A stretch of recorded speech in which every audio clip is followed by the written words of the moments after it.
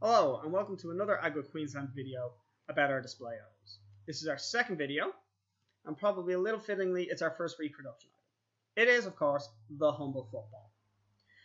Now footballs were carried with troops into the war from more or less the word go.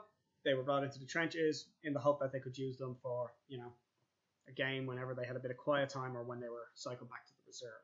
Probably the most famous games of football that took place during the war were those that took place during the Christmas truce of 1914, when troops got out, met in no man's land, exchanged gifts and food and items of drink and played a few games of football, buried some dead, and just genuinely relaxed and had quite a nice time. Little known fact was there was smaller Christmas truces in 1915, 16 and 17, but they were far more diminished because of demands for constant sniper fire and artillery on those dates, just simply to prevent further nasty truces breaking out. But sport was an integral part to the life of the troops, especially on the Allied side, because the Allied side did not spend as long in the trenches as the Central Power side did. In fact, a great deal of the growth of AFL, Australian Football League, for those who don't know, is due to Irish troops and Australian troops playing each other. Irish troops playing obviously Gaelic football, which is what this ball was specifically made for, playing Australian troops who already had AFL, and AFL coming from Gaelic football.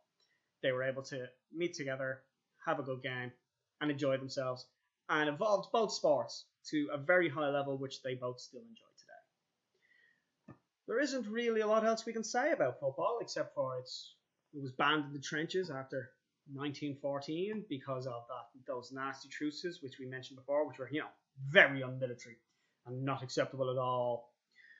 But, they still snuck them in. They would deflate them and hide them in pouches and bags and any other way they could sneak them into the lines.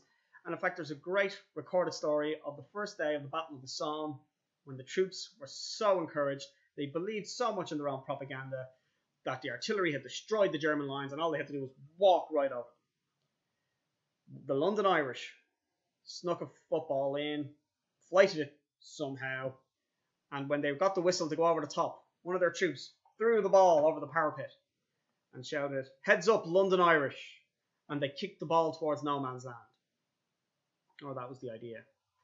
Reality is most of the troops didn't even make it halfway.